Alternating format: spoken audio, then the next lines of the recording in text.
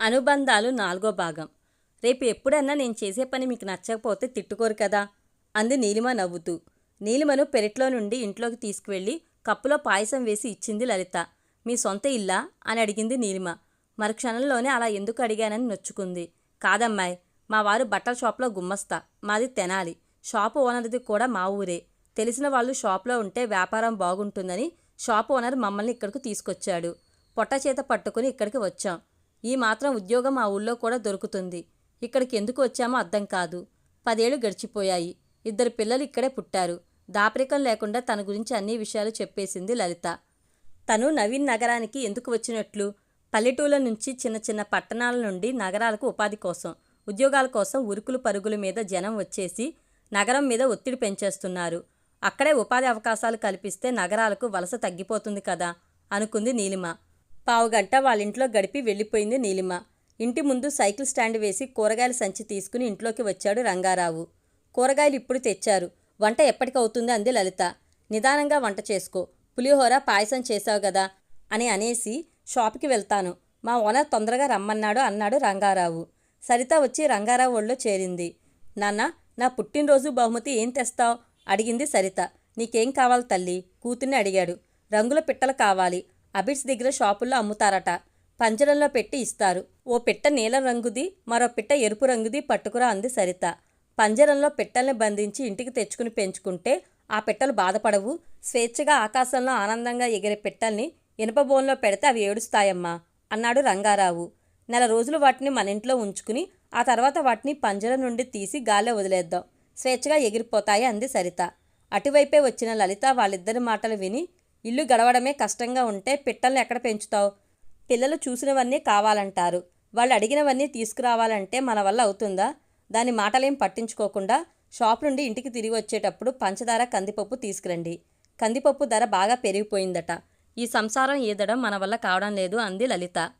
తల్లి మాటలు విని మొహం మార్చుకుంది సరిత. పాత స్కూటర్ బయటికి తీసి బట్టల షాప్కి బయలుదేరడానికి సిద్ధమయ్యాడు రంగారావు. సెకండ్ హ్యాండ్ స్కూటర్ అది. సరిత వచ్చి స్కూటర్ పక్కన నిలబడింది. కూతురు ఏం చెప్పబోతుందో అర్థం చేసుకున్నాడతను. ఆ పిల్ల బుగ్గలు నిమిరాడు. సాయంత్రం ఇంటికి వచ్చేటప్పుడు తప్పకుండా నువ్వడిగిన రంగుల పెట్టెలు తీసుకువస్తాను గదా అన్నాడతను. సంతోషంతో ఎగిరి గంతులు వేసింది సరిత. సరిత తమ్ముడు పరిగెత్తుకొచ్చాడు అక్కడికి. నేను వత్తా అంటూ స్కూటర్ వెనక సీటు మీద కూర్చున్నాడు శివుడు. షాప్కి వెళ్ళే టైం అయింది నాన్న, రేపు నిన్ను స్కూటర్ మీద ఎక్కించి తిప్పుతా గదా, దిగమ్మా కొడుకును బ్రతిమిలాడాడు రంగారావు. నోట్లో వేలు వేసుకుని అలాగే కూర్చున్నాడు శివుడు. నువ్వు చెప్తే వింటాడు తల్లి, వీణ్ణి తీసుకెళ్లి ఆడించమ్మా కూతుర్ని బ్రతిమిలాడాడు. నా కొత్త బట్టలు పాడు చేస్తాడు అంది సరిత. అలా అనకూడదమ్మా, తమ్ముడి కంటే నీ కొత్త బట్టలు ఎక్కువ కాదు, బట్టలు మురికి అయితే ఉతుక్కోవచ్చు. ముద్దులు మూటగట్టే తమ్ముడిని ఆడించడంలో ఆనందం ఉంటుంది. నీ తమ్ముడిని ఒక్క క్షణం నువ్వు వదిలిపెట్టకూడదు, వాడి మంచి చెడ్డలన్నీ నువ్వే చూసుకోవాలి తల్లి అన్నాడు రంగారావు. శివుడికి 6 ఏళ్ళు వచ్చినా మానసికంగా ఎదగలేదు. మాటలు సరిగ్గా రావు. అరటిపండు చేతికి ఇస్తే పండు కింద పడేసి తొక్క తినేస్తాడు. కింద పడిన వేరుశెనక్కాయల తొక్కలు ఏరుకుని తినేస్తాడు. ఒంటి మీద బట్టలు ఉంచుకోడు. ఇంట్లో వస్తువులన్నీ పగలగొడతాడు. ఒక్క క్షణం వాణ్ణి గమనించకపోతే తండ్రి చెప్పిన మాటలకు తలూపింది సరిత. రంగారావు వెళ్ళిపోయాడు. షాపుకు కాదు, తిరిగిరాని లోకానికి. కొత్తపేట దగ్గర ఇసుకలారి రంగారావు స్కూటర్ని ఢీకొట్టింది. ఎగిరి రోడ్డు పక్కన పడ్డాడు. తలకు బలమైన గాయం తగలడంతో యాక్సిడెంట్ జరిగిన చోటే ప్రాణాలు గాల్లో కలిసిపోయాయి. శవాన్ని ఉస్మానియా ఆసుపత్రికి తీసుకువెళ్లారు పోస్ట్మార్టం చేయడానికి. రంగారావు జేబులో సరిత స్కూల్ ఫీజు కట్టిన రసీదు ఉంది.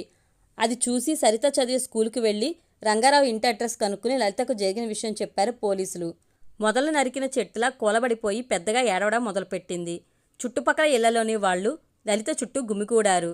పిల్లలిద్దరినీ దగ్గరకు తీసుకుని గుండెలు అవిసేలా రోధించింది లలిత. నీలిమ ఓదార్చే ప్రయత్నం చేసింది. బట్టల షాపు యజమాని భద్రయ్య వచ్చాడు. రంగారావు రోడ్డు ప్రమాదంలో చనిపోయాడని తెలుసుకుని. 55 ఏళ్లు ఉంటాయి. రంగారావు కంటే 10 ఏళ్లు పెద్ద. అతని చూపులు వాలక నీలిమకు నచ్చలేదు. మాటిమాటికి అతను లలిత భుజం మీద చెయ్యి వేసి ఓదార్చుతున్నట్లు నటిస్తున్నట్లు గమనించింది. శోక సముద్రంలో మునిగిపోయిన లలిత అవన్నీ పట్టించుకునే స్థితిలో లేదు. ఇక్కడ కూర్చుని ఏడిస్తే జరగాల్సిన తంతు ఎవరు పట్టించుకుంటారు? హాస్పిటల్కి వెళ్ళి మీ వారి శవాన్ని తీసుకుని శ్మశాన వాటికకు వెళ్ళాలి. శవాన్ని ఇక్కడకు తీసుకువచ్చినా ప్రయోజనం లేదు. నువ్వు ఉంటుంది అద్దె ఇంట్లో. ఇంటి ఓనర్ గొడవ చేస్తాడు.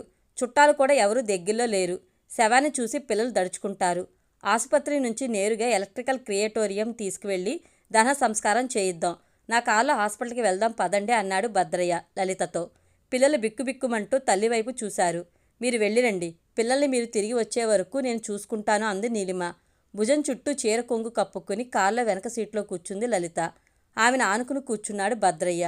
పిల్లల్ని ఇంటికి తీసుకువచ్చి వంట చేసేసి వాళ్ళిద్దరికీ వేడివేడి అన్నం పులుసు వేసి భోజనం పెట్టింది. పులుసు అన్నం తిన్నాక మజ్జిగ పోసింది పళ్ళెంలో. అందరికీ ఏదొక సమస్య ఉంటుంది. వాళ్ళ సమస్యలన్నీ మన సమస్యలా భావించి భుజం మీద వేసుకుని మోయకూడదు. మన పరిధిలో మనం ఉండాలి అన్నాడు కాంతారావు.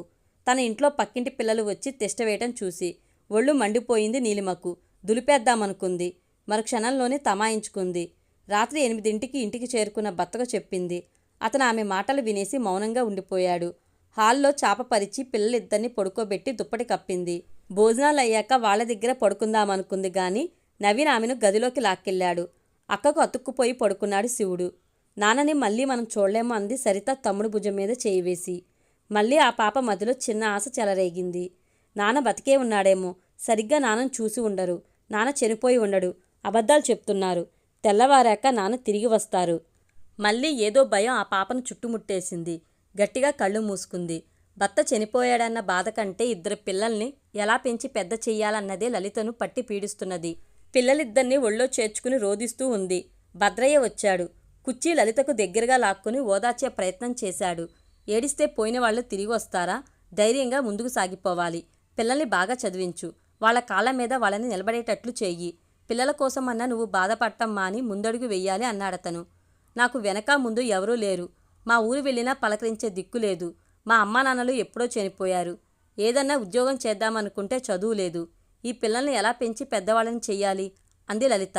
నేను ఉన్నాను గదా, మీరేం భయపడాల్సిన అవసరం లేదు అంటూ జేబులో నుంచి సిగరెట్ ప్యాకెట్ బయటకు తీశాడు. జేబులు తడుముకున్నాడు అగ్గిపెట్టి కోసం. అగ్గిపెట్టి పట్టుకురా సరిత వైపు చూస్తూ అన్నాడు. రోజూ తండ్రి కూర్చునే కుర్చీలో భద్రయ్య దర్జాగా కూర్చోవడం సరితకు నచ్చలేదు. వంటగదిలోకి వెళ్ళి అగ్గిపెట్టి తెచ్చి ఇచ్చింది. రంగారావు నా సొంత తమ్ముడు కంటే ఎక్కువే. తమ్ముడి పిల్లలు రోడ్డున పడితే నేను చూస్తూ ఊరుకుంటానా? మీ ఇంటి ఖర్చు అంతా నేనే భరిస్తాను. మీ అమ్మాయి నేనే చదివిస్తాను అన్నాడు భద్రయ్య సిగరెట్ వెలిగించి. సిగరెట్ పొగ సరితను ఉక్కిరిబిక్కిరి చేసింది. తండ్రి ఎప్పుడు సిగరెట్ తాగేవాడు కాదు. తల్లి భుజం మీద చెయ్యి వేసి అతను మాట్లాడటం ఆమెకు నచ్చలేదు. మనసులో చెలరేగే భావాలు అదిమి పెట్టుకోలేకపోయింది. మాటలు పెగలక ఏడ్చేసింది. సరిత చెయ్యి పట్టుకుని దగ్గరికి లాక్కుని ఒళ్ళో కూర్చోబెట్టుకున్నాడు. అతనికి దూరంగా జరగాలని పెనుగులాడింది. బల్లుక్కం ఒళ్ళో కూర్చున్నట్లుంది. నన్ను వదులు, మా ఇంట్లో నుండి వెళ్ళిపో, వెళ్ళిపో గట్టిగా అరవాలనుకుంది. సిగరెట్ పొగకు దగ్గు వచ్చింది. మా ఆవిడ చనిపోయి 2 ఏళ్ళు అయింది. నిన్ను పిల్లల్ని తీసుకువెళ్ళి మా ఇంట్లో ఉంచుకునేవాడినే. ఇంట్లో డిగ్రీ చదివే కూతురు, ఇంజనీరింగ్ చదివే కొడుకు ఉన్నారు. మిమ్మల్ని తీసుకువెళ్తే వాళ్ళు ఊరుకోరు. రోజూ నేనే మీ ఇంటికి వచ్చిపోతూ ఉంటాను. ఇదిగో ఈ డబ్బు ఉంచు, ఖర్చులకు పనికి వస్తుంది అంటూ జేబులో నుంచి నోట్ల కట్ట విలాసంగా బయటికి తీసి లలితకు ఇచ్చాడు. తటపడాయిస్తూ ఆ డబ్బు అందుకుంది లలిత. అతని దగ్గర తల్లి డబ్బు తీసుకోవడం సరితకు నచ్చలేదు. నీకు పిల్లలకు ఏ లోటు రాకుండా నేను చూస్తానులే. నీ సహాయం వద్దు, నువ్వు వద్దు. ముందు ఇంట్లో నుంచి బయటకు నడు. 4 ఏళ్లలో పని చేసుకుని బ్రతుకుతాం నేను నా పిల్లలు అని తల్లి గట్టిగా అరుస్తుందేమోనని ఊహించింది సరిత. లలిత మౌనంగా భద్రయ్య వైపు చూస్తూ ఉండిపోయింది. కాంతారావు ఒంటికి కారం పూసుకుని మాట్లాడుతున్నట్లుంటుంది. ప్రతిదానికి చిరాకు పడతాడు. అంతా పేచీల వ్యవహారమేననుకుంది నీలిమ. ఎక్కడ్నుంచో ఓ లీటర్ జున్ను పాలు తెచ్చాడు. జున్ను అంటే ఇష్టం ఆయనకు. అమ్మాయి, పాలు బాగా కాగాక బెల్లం వెయ్యి, మిరియాలు యాలక్కాయలు వెయ్యి, మంచి వాసన వస్తుంది. జున్ను మెయ్యి ఆయనకు కూడా ఉంచు. రాత్రి ఇంటికి తిరిగి వచ్చాక తింటాడు. చెప్పిందే 10 సార్లు చెప్పాడు నీలిమకు. పాలు పొయ్యి మీద పెట్టి సరిత పిలిస్తే ఇంట్లో నుంచి బయటకు వచ్చింది. సరిత వాళ్ళ ఇంట్లో సన్నజాజి పందిరి ఉంది. గిన్నెలో పూలు కోసుకుని నీలిమకు తెచ్చి ఇచ్చింది. భద్రయ్య వచ్చి మీ ఇంట్లోనే తిష్ట వేశాడా? సరితను అడిగింది నీలిమ. రోజూ వస్తున్నాడు. ఎప్పుడూ మా అమ్మ చుట్టూ తిరుగుతూ ఉంటాడు. రాత్రిళ్ళు ఆ భద్రయ్య మా అమ్మ ఒకే గదిలో పడుకుంటున్నారు. మా అమ్మ నన్ను ఆయన్ని పెదనాన్నగారు అని పిలవమంటుంది. ఆయనేమో అంకులని పిలవమంటున్నాడు. అంకులనే పిలుస్తున్నాను. మాకేం కావాలన్నా ఆయనే తెచ్చిస్తున్నాడు అంది సరిత. లలిత కుటుంబం రోడ్డున పడకుండా ఆదుకున్నాళ్లే అనుకుంది నీలిమ. వాళ్ళిద్దరూ మాటల్లో పడిపోయారు. పొయ్యి మీద జున్నుపాల సంగతే మర్చిపోయింది. పాలన్నీ మరిగి మరిగి గిన్నె నల్లగా మాడిపోయింది. ఇరిగిపోయిన పాలు నల్లటి పెచ్చులా గిన్నె అడుగు భాగంలో అతుక్కుపోయి ఉన్నాయి. బెడ్రూమ్లో పేపర్ చదువుకుంటున్న కాంతారావుకి గిన్నె మాడిన వాసన వస్తుంది. పరుగున వంటింట్లోకి వచ్చి చూశాడు. ఇంట్లో నుండి బయటకు వచ్చి గేటు దగ్గర నిలబడ్డ నీలిమ మీద ఎగిరిపడ్డాడు. బుద్ధి లేకపోతే సరి, పాలు పొయ్యి మీద పెట్టి గేటు దగ్గర మంత్రాలు మొదలుపెట్టావా? జున్ను తినొచ్చనే లొట్టలు వేసుకుంటూ గదిలో కూర్చున్నాను. పాలన్నీ పాడు చేశావు. ఏ తల్లి కన్నదో ఈ మహాతల్లిని. మమ్మల్ని ఇబ్బంది పెట్టడానికి ఇక్కడ దాపురించింది అనేశాడు కాంతారావు విసురుగా. నీలిమకు దుఃఖం పొల్లుకొచ్చింది. ఏడుస్తూ తన గదిలోకి వెళ్ళిపోయింది. రాత్రి 9ంటికి నవీన్ ఇంటికి చేరుకున్నాడు. మంచం మీద బోల్లా పడుకుని నీలిమ ఎందుకు ఏడుస్తుందో అర్థం కాలేదతనికి. ఆమె బుగ్గల మీద ముద్దు పెట్టుకుని, రాణిగారికి దిగులెందుకో, రేపు మాకు సెలవు, రోజంతా నీతోనే గడుపుతాను, రేపు సినిమాకి వెళ్దాం అన్నాడు నవీన్. ఏడుపు దిగమింగుకుని, చిన్నప్పటి నుంచి ఎవరితో చిన్న మాట పడలేదు. నేను ఎన్నిసార్లు పాలు పారబోసినా, గాజు గ్లాసులు పింగాణీ పాత్రలు పగలగొట్టినా మా అమ్మ ఒక్క మాట అనలేదు. చిన్న పొరపాటుకు ఇంట్లోని ఈ పెద్దాయనతో మాట పడాల్సి వచ్చింది అంది నీలిమ. జరిగిన విషయం వివరంగా భర్తకు చెప్పింది. కాంతారావు మీద కోపం వచ్చింది నవీన్కు. దూకుడుగా కాంతారావు దగ్గరికి వెళ్ళి, నీ నోటికి ఇష్టం వచ్చినట్లు మాట్లాడతావా? నెత్తి మీదకు 60 ఏళ్ళు వచ్చాయి, ఏం లాభం? ఆడపిల్లతో ఎలా మాట్లాడాలో తెలీదు. నీ ఇంట్లో జీతగాళ్ళమనుకుంటున్నావా అన్నాడు నవీన్ ఆవేశంతో ఊగిపోతూ. పెళ్ళాని ఓ మాట అంటే పొడుసుకు వచ్చిందే. ఒళ్ళు దగ్గర పెట్టుకుని పనిచేస్తే ఆమెకే మంచిది. బాధ్యత లేకుండా ప్రవర్తిస్తే అన్ని నష్టాలే జరుగుతాయి అన్నాడు కాంతారావు. నువ్వెవరివి ఆమె మీద అధికారం చెలాయించడానికి? ఏదన్నా తప్పు జరిగితే నాకు చెప్పాలి. ఇల్లు నాది అన్నాడు కాంతారావు. ఆవిడ నా భార్య. నా భార్యను తిట్టే హక్కు మీకు లేదు అన్నాడు నవీన్ ముక్కుపుటాలు ఎగరవేస్తూ. ఈ వాదనలు ఎందుకయ్యా? నా ఇంట్లో నుండి వెళ్ళిపోండి కటుగా అన్నాడు కాంతారావు. ఓ క్షణం ఆలోచనలో పడ్డాడు నవీన్. వేరే ఇల్లు ఎక్కడ దొరుకుతుంది? అద్దెలు తను భరించగలడా? 2-3 నెలలు ఇంటి అద్దె అడ్వాన్స్గా అడుగుతారు. ఎక్కడి నుంచి తెచ్చిస్తాడు? ఏదో సాఫీగా నడుస్తున్న బతుకును ఇబ్బంది పాలు చేసుకోవడం ఎందుకు? ఇల్లంతా నీట్గా సర్ది ఇంటికి కల తీసుకొచ్చింది మా ఆవిడ. వండి పెడుతుంటే లొట్టలు వేసుకుంటూ వేలకు తింటున్నాం. మేం వెళ్ళిపోతే అన్నింటికి ఇబ్బంది పడతాం. డబ్బులు పారేస్తే 4 మెతుకులు ఎవరైనా పడేస్తారు. నన్ను బెదిరిస్తున్నారా? వెళ్తే వెళ్ళండి, ఇంట్లోనే ఉండమని మిమ్మల్ని బ్రతిమలాడాల్సిన అవసరం నాకు లేదు అన్నాడు వణుకుతున్న కంఠంతో. కాంతారావు కంఠంలోని బేలతనం వణుకు గమనించాడు నవీన్. ఆడవాళ్లను అలా అనొచ్చా?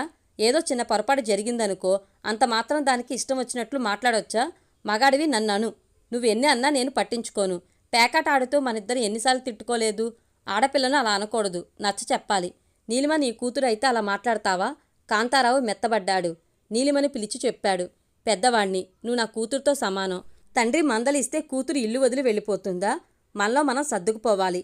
ముసలాడేదో చాదస్తంగా మాట్లాడాడని అనుకుని క్షమించెయ్యి. వంట పని చూసుకో. బాగా ఆకలి వేస్తుంది. ఆమ్లెట్ వేసి పెట్టు. నీ వంట పూర్తయ్యేలోపు మేము 2 ఆటలు ఆడతాం అన్నాడు కాంతారావు నవ్వుతూ. పేక ముక్కలు కలిపాడు నవీన్.